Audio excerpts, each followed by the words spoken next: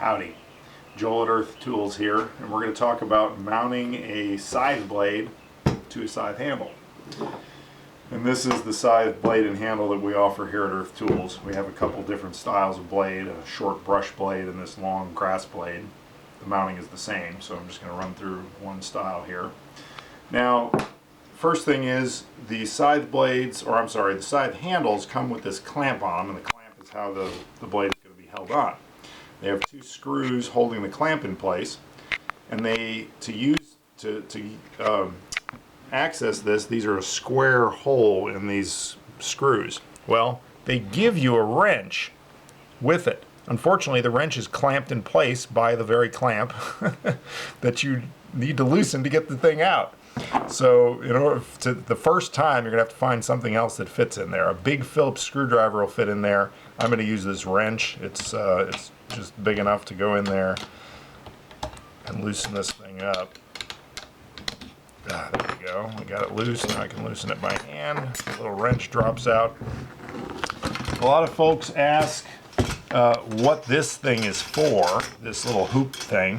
That's not used by most scythe users. It's when that's in place, the scythe sort of carries a little of the extra material with it to kind of gather some of the material you're cutting, but it also increases the resistance of using the scythe, so most people don't use it on there. We'll just flip it off of there for purposes of this video. So on the back side of the scythe handle here, there is a little inset, and that is to accept the tang or the notch that's on the tang of the scythe. It'll fit right in there like that. So what I'm going to do is I'm going to slide this on here, put this in place, and I'm going to back off these bolts as much as possible. I'm going to back these bolts out to where they're just about falling out of there.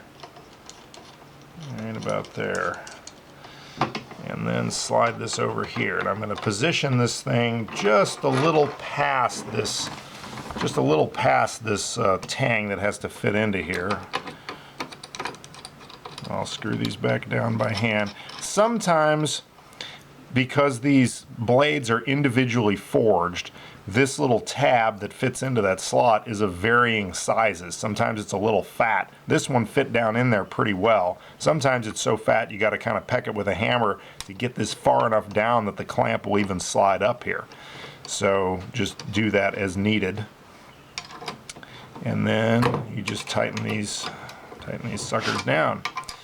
And since this little tab is going to be fitting into that metal and wood of the scythe, of the Snath, the scythe handle, it's going to loosen up in the first few hours of use, and maybe even the first few minutes of use. So in the first couple hours, I would say have your wrench here in your pocket and just check these bolts a few times until you determine that they're staying tight and they're not getting loose anymore.